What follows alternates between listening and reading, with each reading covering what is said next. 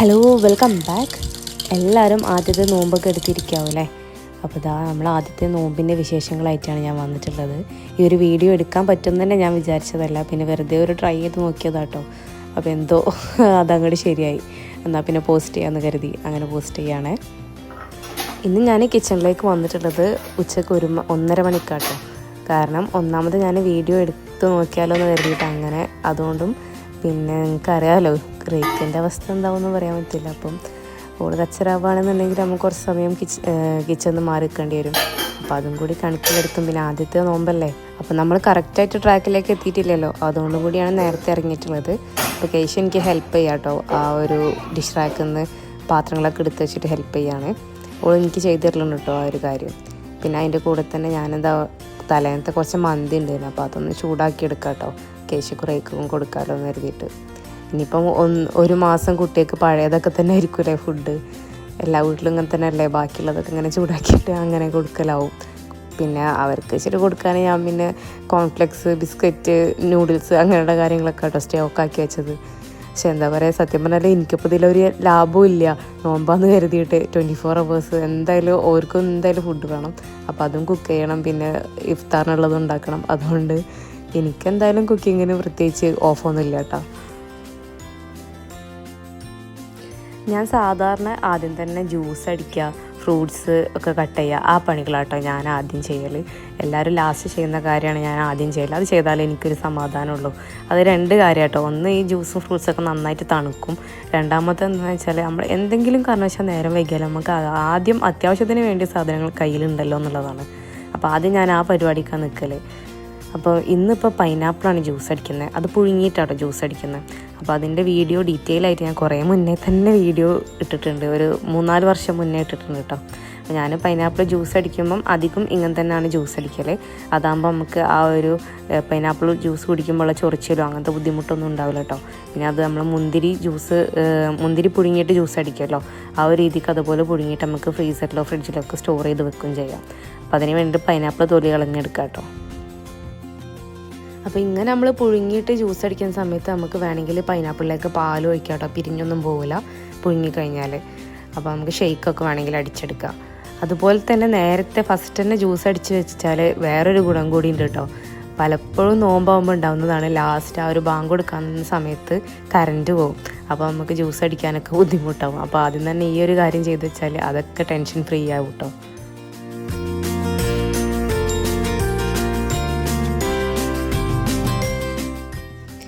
അപ്പോൾ എൻ്റെ ചാനലും വീഡിയോസൊക്കെ ആദ്യമായിട്ട് കാണുന്നവരാണെന്നുണ്ടെങ്കിൽ പ്ലീസ് ഒന്ന് സബ്സ്ക്രൈബ് ചെയ്യുക. അതിൻ്റെ കൂടെ തന്നെ നോട്ടിഫിക്കേഷൻ കിട്ടാൻ വേണ്ടിയിട്ട് ബെല്ലൈക്കണും അതിൻ്റെ സൈഡിലുള്ള ഓളും കൂടി പ്രസ് ചെയ്ത് കൊടുക്കുക കേട്ടോ. പിന്നെ നിങ്ങൾക്ക് വീഡിയോസ് ഇഷ്ടമാവുന്നുണ്ടെങ്കിൽ ഇപ്പോൾ തന്നെ ഒന്ന് ലൈക്ക് ചെയ്യുക. കൂടെ നിങ്ങളുടെ ഫ്രണ്ട്സിനും ഫാമിലിക്കൊക്കെ ഒന്ന് ഷെയർ ചെയ്ത് കൊടുക്കുക. ഇങ്ങനെ ഒരു ചാനലുണ്ടെന്നൊക്കെ ഒന്ന് അറിയിച്ചു കൊടുക്കുക കേട്ടോ. പിന്നെ നിങ്ങളുടെ അഭിപ്രായങ്ങളൊക്കെ ഒന്ന് കമൻറ്റ് കൂടി ചെയ്യാം കേട്ടോ. അപ്പോൾ ഇന്ന് ഞാൻ സാധാരണ നമുക്ക് നോമ്പ് എന്ന് പറയുമ്പോൾ മനസ്സിലേക്ക് വരുന്ന ഐറ്റംസ് ഉണ്ടല്ലോ, പത്തിരി, ചിക്കൻ കറി, അതുപോലെ തന്നെ തരി, അങ്ങനെയുള്ള കാര്യങ്ങൾ. ആ ഒരു പതിവൊന്നും തെറ്റിക്കാത്ത രീതിയിൽ അതാണ് ഫോളോ ചെയ്യാൻ പോകണം കേട്ടോ.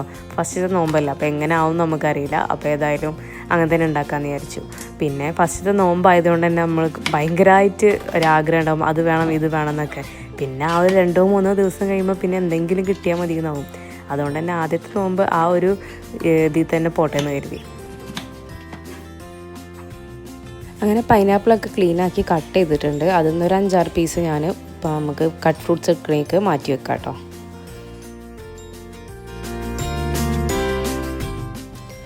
ബാക്കിയെല്ലാം കൂടി ഞാനിതൊരു പാത്രത്തിലേക്ക് ഇടുന്നുണ്ട്. എന്നിട്ട് ആ ഒരു ആ ഒരു പൈനാപ്പിളിൻ്റെ നിരപ്പിനനുസരിച്ച് വെള്ളം ഒഴിച്ചിട്ട് അതിലേക്ക് പഞ്ചസാരയും കൂടി ആഡ് ചെയ്തിട്ട് നന്നാക്കി തിളപ്പിച്ചെടുക്കാൻ പോകാം കേട്ടോ. പഞ്ചസാര ഞാനിപ്പോൾ 2 കപ്പ് പഞ്ചസാര ചേർത്തിട്ടുണ്ട് കേട്ടോ. അപ്പോൾ കുറച്ച് കൂടിപ്പോയാലും കുഴപ്പമില്ല, നമ്മൾ അടിക്കുമ്പോൾ വെള്ളം ഒഴിച്ചിട്ടാണല്ലോ ജ്യൂസ് അടിക്കുക. അപ്പം പഞ്ചസാര കുറച്ചധികം തന്നെ ചേർക്കുക.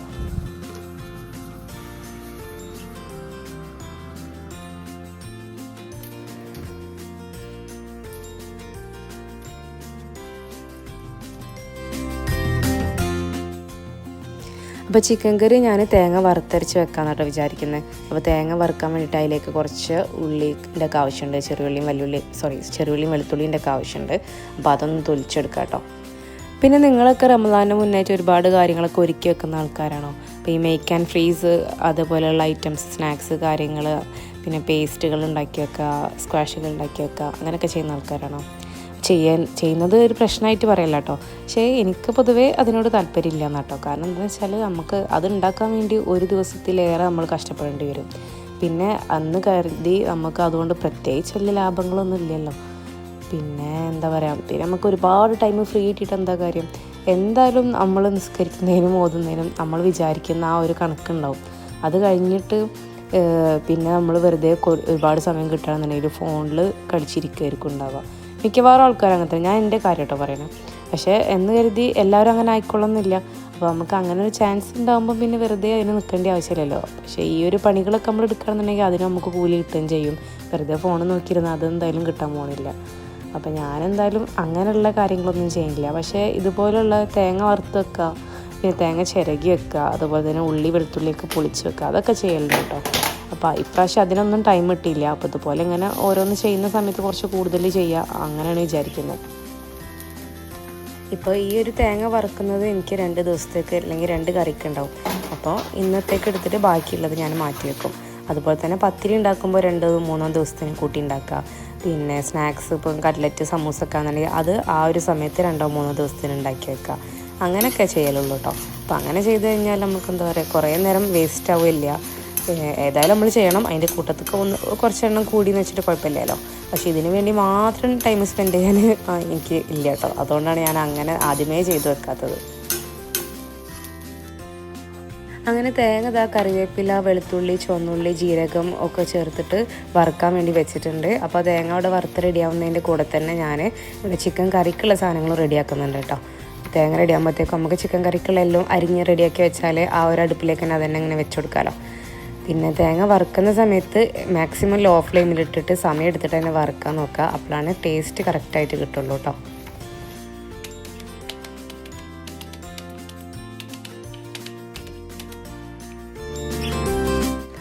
ഇനി ചിക്കൻ കറി കുക്കറിലാണ് വെക്കുന്നത്. അപ്പോൾ ചിക്കൻ കറി വെക്കാനൊക്കെ എല്ലാവർക്കും അറിയുന്നതായിരിക്കുമല്ലോ. പ്രത്യേകിച്ച് അതിൻ്റെ റെസിപ്പി ഒന്നും പറയേണ്ട ആവശ്യമില്ല. നമ്മൾ സാധാരണ നോർമൽ ചിക്കൻ കറി ആയിട്ടാണ് വെക്കുന്നത്.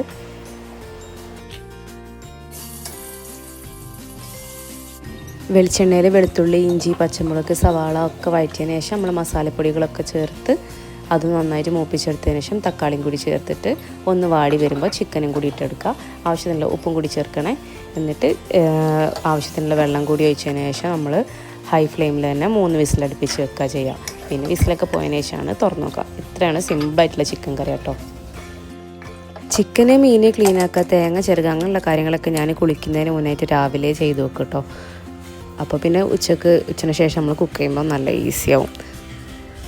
അങ്ങനെ പത്തിരിപ്പണിയിലേക്ക് കടന്നിട്ടുണ്ട് കേട്ടോ. അപ്പോൾ പത്തിരിപ്പണി എന്ന് പറയുമ്പോൾ ഞാനിപ്പോൾ പത്തിരി അധികം ഇങ്ങനെ തന്നെയാണ് ഉണ്ടാക്കൽ. ഇതിൻ്റെ വീഡിയോ ഷോർട്സ് ആയിട്ടും സെപ്പറേറ്റ് വീഡിയോ ആയിട്ടൊക്കെ ഞാൻ ഇട്ടിട്ടുണ്ട് കേട്ടോ, ഈസി ആയിട്ട് പത്തിരി ഉണ്ടാക്കുന്ന ആ ഒരു ട്രിക്ക്. ഇനി പാത്രങ്ങളൊന്നും ഞാൻ അങ്ങനെ ഓരോന്നോരോന്നായിട്ട് കഴുകില്ല. എല്ലാം ഇതുപോലെ ഇങ്ങനെ ആ ഒരു കൊട്ടത്തളത്തിൽ കൂട്ടിയിടുക ചെയ്യുക. പക്ഷേ കൗണ്ടർ ടോപ്പ് ഞാൻ എപ്പോഴും ഇങ്ങനെ ക്ലീൻ ആക്കിക്കൊണ്ടിരിക്കും. കാരണം അത് ക്ലീൻ അല്ലാതെ കാണുമ്പോൾ പിന്നെ എനിക്ക് എന്തോ ഒരു ദേഷ്യം പിടിക്കും. പക്ഷേ പാത്രങ്ങൾ ഇങ്ങനെ മൊത്തത്തിൽ സിങ്കിലിട്ടിട്ട് പിന്നെ ലാസ്റ്റ് ഒറ്റക്കൊരു കഴുകലാട്ടോ. അങ്ങനെ നമ്മളെ പത്തിരീൻ്റെ മാവ് റെഡി ആയിട്ടുണ്ട്. അപ്പോൾ അത് ചൂടാറുന്ന സമയം കൊണ്ട് ബാക്കിയുള്ള കുറച്ച് അല്ലറ ചില്ലറ പരിപാടികളൊക്കെ ചെയ്യാമെന്ന് വിചാരിച്ചിട്ടോ. അപ്പോൾ ആദ്യം തന്നെ തേങ്ങ അരച്ചത് ആ ഒരു ചിക്കനിലേക്ക് ഒഴിക്കാൻ വേണ്ടി പോവാണ്.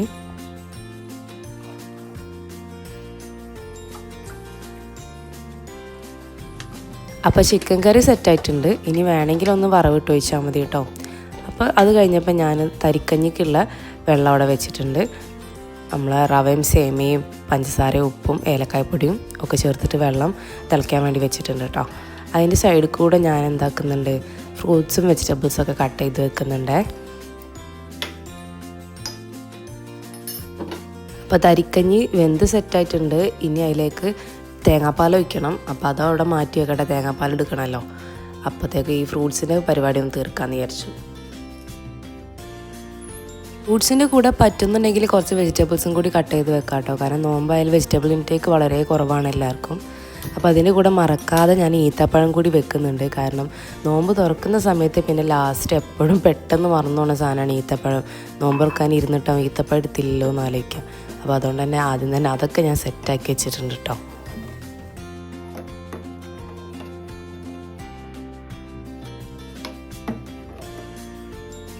ഇനി നമുക്ക് പത്തിരിപ്പണിയിലേക്ക് കിടക്കാം കേട്ടോ.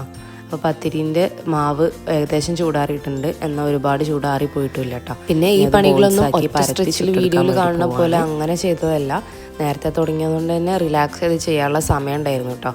അപ്പോൾ ഇടയ്ക്കൊന്ന് അങ്ങോട്ടും ഇങ്ങോട്ടൊക്കെ തിരിഞ്ഞിട്ടൊക്കെയാണ് ഞാനിതൊക്കെ ചെയ്തിട്ടുള്ളത്. പക്ഷെ എന്നിരുന്നാൽ കൂടി ഈ ഒരു സമയം മുതൽ നമുക്ക് നോമ്പ് കഴിഞ്ഞ നോമ്പിനൊക്കെ വേണ്ടി പറ്റൂല, ഇത് ഇത്രയും കഴിയില്ലാതെ ആ ഒരു നോമ്പ് ആ സമയത്ത് അതുപോലെ തന്നെ പൊരി ഫ്രൈ ഐറ്റംസ് ഒക്കെ റെഡിയാക്കി വെച്ച് അത് മാത്രം ചെയ്യും. ഞാൻ കുറച്ച് സമയമൊക്കെ വെള്ളമോ അങ്ങനെ എന്തെങ്കിലുമൊക്കെ നോമ്പ് തുറന്നു കഴിഞ്ഞിട്ടാണ് ചിലപ്പം പത്തിരി ചുടലും വേറെ എന്തെങ്കിലും നമുക്ക് കടികളൊക്കെ ഉണ്ടാക്കൽ. അത്രയും തീരെ സമ്മതിക്കില്ലായിരുന്നോള്. പിന്നെ ആണെങ്കിൽ ഇതുപോലെ തന്നെ നമ്മൾ രാവിലെ എണീക്കാൻ കുറച്ച് ലേറ്റാവും. അപ്പോൾ രാവിലെ എണീറ്റത് മുതൽ പിന്നെ നോമ്പ് തുറന്ന് കഴിഞ്ഞ് ഏകദേശം ഒരു 11 മണി വരെ തന്നെ ഫുള്ള് പണി തന്നെയായിരുന്നു. അതുകൊണ്ട് ഈ പ്രാവശ്യം എന്തായാലും സുബഹിക്ക് എണീറ്റാൽ പിന്നെ രാവിലെ ഉറങ്ങണ്ടെന്നാണ് തീരുമാനം. എത്രത്തോളം മുന്നോട്ട് പോകുമെന്നറിയില്ല, നോക്കട്ടെ.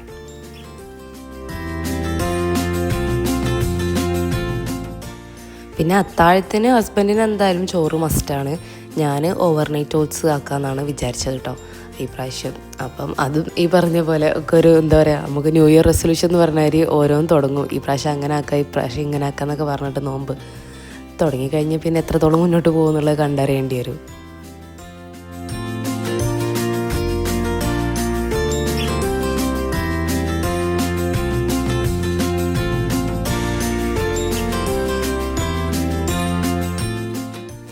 ഇനി അടുത്തത് വറവിട്ട് വയ്ക്കലാണ്. തരിയും അതുപോലെ തന്നെ നമ്മൾ ചിക്കൻ കറിയും. ആദ്യം അണ്ടിയും മുന്തിരിയും കൂടി വറവിട്ട് തരിയിൽ ഒഴിച്ചു. ഇവിടെ ചുവന്നുള്ളി വെച്ചിട്ട് തരി വറവിടുന്നത് ആർക്കും ഇഷ്ടമല്ല കേട്ടോ. പിന്നെ അടുത്തതായിട്ട് ചിക്കൻ കറി കുറച്ച് ചുവന്നുള്ളിയിൽ വറവിട്ടിട്ട് ചിക്കൻ കറി ഒഴിച്ചു കൊടുത്തിട്ട് കേട്ടോ.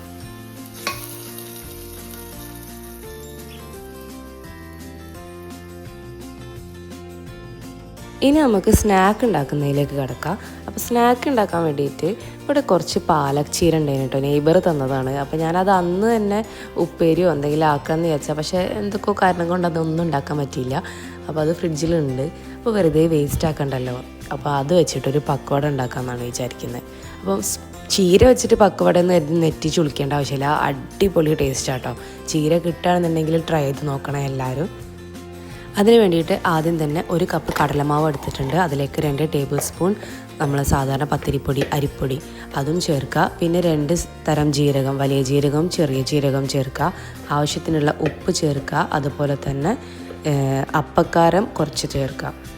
കൂടെ കുറച്ച് കായപ്പൊടിയും ചേർക്കുക. ഇനി നല്ല തിളച്ച എണ്ണ ഒഴിച്ചിട്ട് ഇതൊന്ന് മിക്സ് ചെയ്തെടുക്കുക. തിളച്ച എണ്ണ ഒഴിക്കുന്നത് ആ ഒരു കടലമാവിൻ്റെ പച്ചക്കുത്ത് മാറാനാട്ടോ.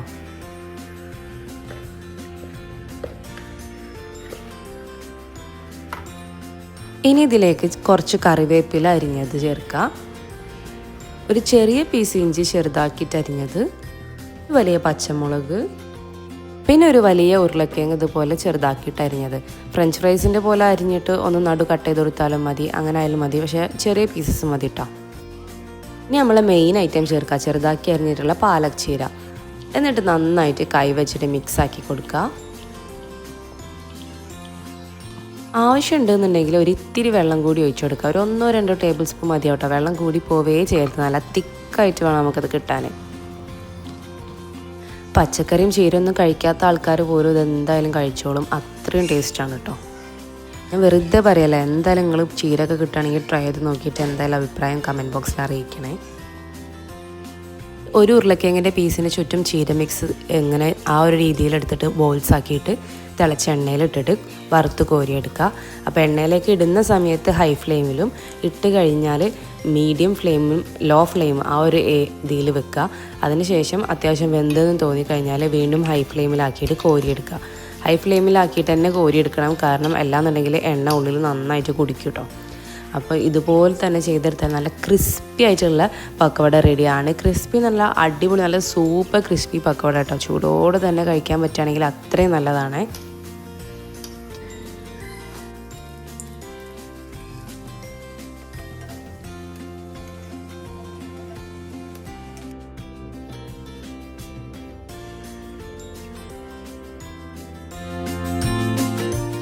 ഇതാ ഈ കാണുന്ന ബ്രെഡ് ഉണ്ടല്ലോ, ഇത്രയും ബ്രെഡ് മാത്രം ഇവിടെ ബാക്കിയുണ്ട്. അപ്പോൾ അതും കൂടി ഒന്ന് പൊരിച്ചെടുക്കാൻ വിചാരിച്ചിട്ടോ. ബാക്കി വെറുതെ വേസ്റ്റ് ആക്കണ്ടല്ലോ എന്ന് കരുതിയിട്ടാണ്. പക്ഷെ അത് പൊരിച്ചിട്ടോ അത് ബാക്കിയായിരുന്നു. ഈ ഒരു പക്കവടയാണ് കാലിയായി പോയത് കേട്ടോ.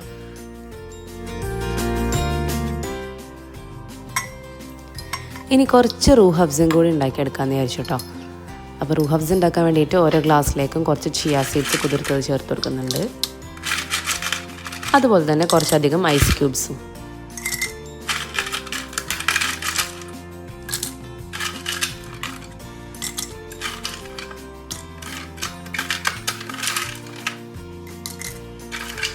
ഇനി റൂഹ് അഫ്സ് കുറേശ്ശെ ഗ്ലാസ്സിലേക്ക് ഒഴിച്ചു കൊടുക്കുകയാണ്. ഇതിൻ്റെ ടേസ്റ്റ് ചിലപ്പോൾ എല്ലാവർക്കും ഇഷ്ടപ്പെട്ടോളണമെന്നില്ല, പക്ഷേ ഒരുപാട് ഹെൽത്ത് ബെനിഫിറ്റ്സ് ഉള്ള നല്ലൊരു ഡ്രിങ്ക് ആട്ടോ, നല്ലൊരു റീഫ്രഷിങ് ഡ്രിങ്കാണ്. വേണമെങ്കിൽ ഒന്ന് ട്രൈ ആക്കി നോക്കാം കേട്ടോ. ട്രൈ ആക്കി നോക്കാത്തവർ ഒരുപാട് പേരൊക്കെ ഇത് സ്ഥിരമായിട്ട് നോമ്പിന് യൂസ് ചെയ്യുന്ന ആൾക്കാരും ഉണ്ടാവും. അപ്പോൾ ഇതിൻ്റെ കൂടെ 3/4 ഭാഗം പാൽ വെച്ചിട്ട് ടോപ്പപ്പ് ചെയ്ത് കൊടുക്കുകയാണ്. ഇത് ഇത്ര കുറച്ചൊഴിച്ചാൽ ചിലപ്പം മധുരം കുറവായിട്ട് തോന്നും. അങ്ങനെ വേണമെന്നുണ്ടെങ്കിൽ കുറച്ച് പഞ്ചസാരയും കൂടി ഇതിൻ്റെ കൂടെ ആഡ് ചെയ്ത് കൊടുക്കാം കേട്ടോ ആവശ്യമുള്ളവർക്ക്. ഇനി ബാക്കി ഒരു ഇത്തിരി 1/4 ഭാഗവും നല്ല തണുത്ത വെള്ളം കൂടി ഒഴിച്ചിട്ട് ടോപ്പപ്പ് ചെയ്യാൻ പോവാണ്.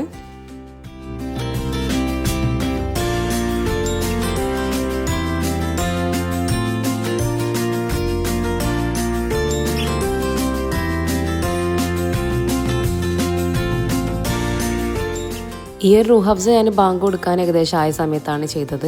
അങ്ങനെ ഇഫ്താറിൻ്റെ എല്ലാ പരിപാടികളും സെറ്റായി കഴിഞ്ഞിട്ടുണ്ട്. ഇനി ടേബിളൊന്ന് സെറ്റാക്കി എടുക്കണം, ബാങ്കിന് വേണ്ടി വെയിറ്റ് ചെയ്ത് നിൽക്കണം. അപ്പോൾ ഇന്നത്തെ വീഡിയോ എല്ലാവർക്കും ഇഷ്ടമായെന്ന് കരുതുന്നു. ഇഷ്ടപ്പെട്ടാൽ ലൈക്ക് ചെയ്യാനും ഫോളോ ചെയ്യാനും സബ്സ്ക്രൈബ് ചെയ്യാനും അതുപോലെ തന്നെ ഫ്രണ്ട്സിനും ഫാമിലിക്കും ഷെയർ ചെയ്ത് കൊടുക്കാനൊന്നും മറക്കരുത്. ഇന്നവരൊക്കെ നമ്മൾ ഇൻസ്റ്റാഗ്രാമും കൂടി ഒന്ന് ഫോളോ